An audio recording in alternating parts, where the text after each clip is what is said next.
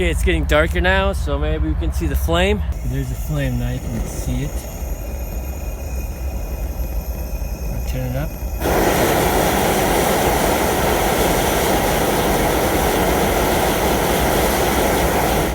Turn it back down.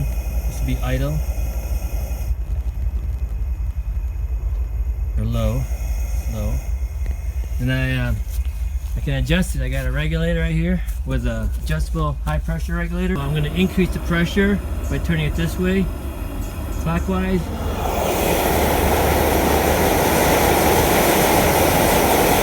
Give it a little more juice. I'm adjusting it right there.